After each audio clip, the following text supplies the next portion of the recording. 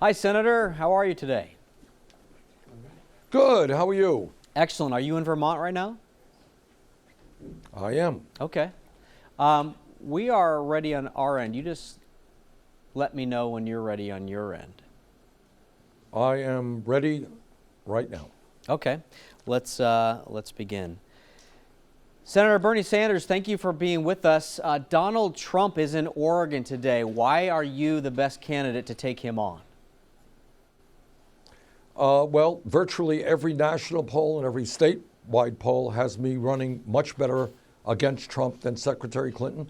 And the reason is that I think we are appealing to working people and young people who are tired of establishment politics, who want to see a government represent all of us and not just Donald Trump and his 1%. And I think the message that we are bringing forth is that there is something wrong in a government right now where we are the only country, major country on earth, doesn't guarantee health care to all people, paid family medical leave to all of our people, and where we have millions of people suffering under the burden of high student debt because we do not have free tuition at public colleges and universities. So this message that the billionaire class cannot have it all, that the wealthy and large corporations are going to have to start paying their fair share of taxes, is a message resonating in Oregon, message resonating all across this country.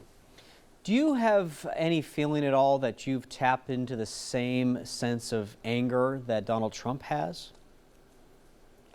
Well, the difference is that we are trying to bring people together.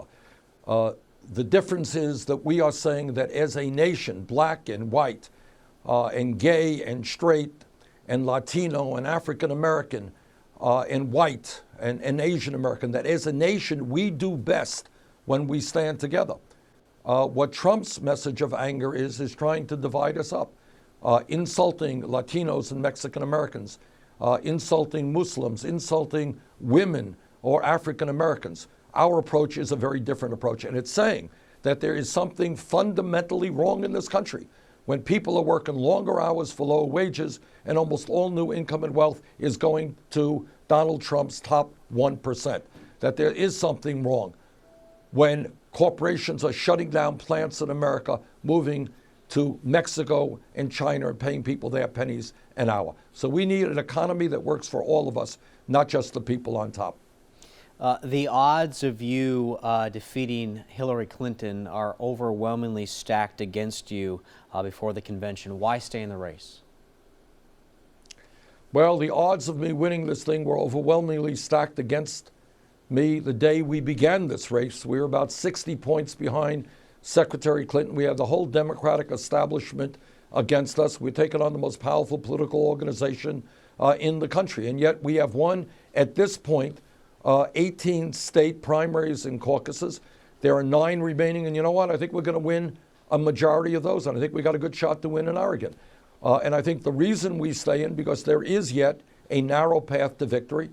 And if I do not win, I want to have all of the delegates I can to get into the convention and say to the Democratic Party, they've got to open up their process. They got to bring working people and young people into that party, that they have got to stand up to the billionaire class and tell the wealthiest people in this country they cannot have it all. So we're fighting for every delegate that we get, that we can get. We understand there is a narrow path to victory, but we're going to fight for the last vote possible. And the other point that I would make is, Hillary Clinton has about 400 super delegates, parts of the Democratic establishment, that came on board her campaign literally before I was even in the race. And I think there is a case to be made to those people that every national and statewide poll that's out there, virtually everyone, has Bernie Sanders as a stronger candidate against Donald Trump than Hillary Clinton. That is an important fact that people should take in mind before casting their ballots in Philadelphia. Do you have any interest in being vice president? We are right now fighting hard to win the Democratic nomination for president. And as I said, we have now won 18 primaries and caucuses.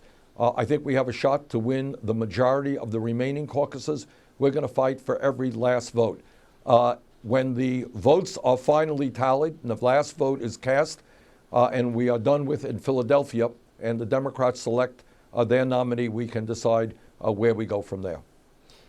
candidates spend so much time criticizing their opponents. Let me ask you, what do you believe is your biggest flaw?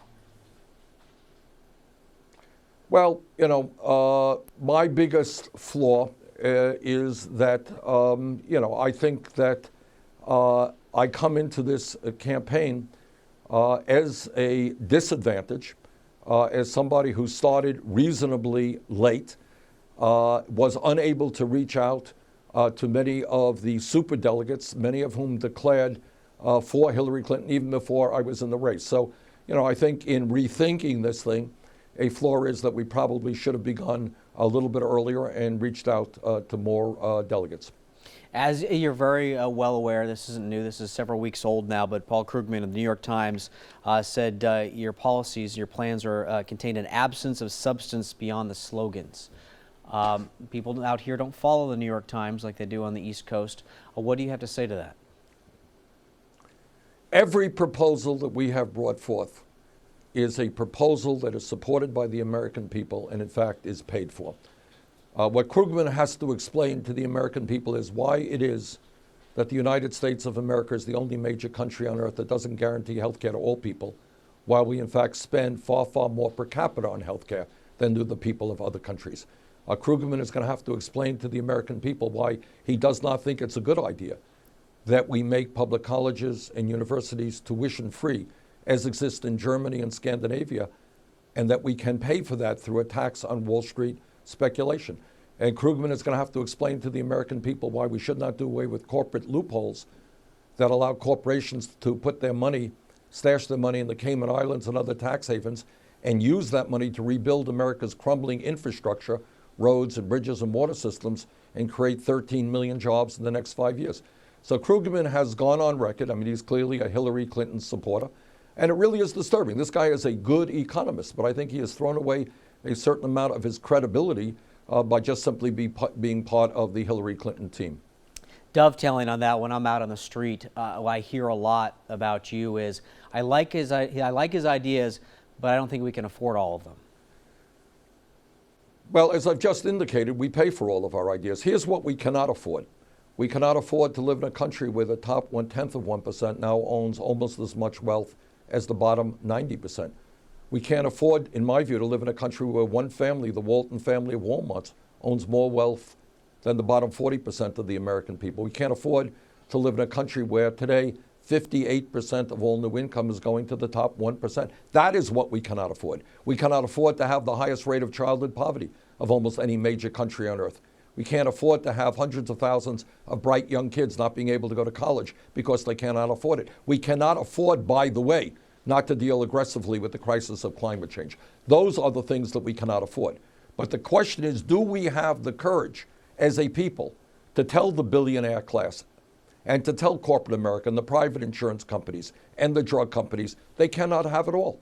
They really cannot have it all, that we've got to rebuild the American middle class. That is what this campaign is about.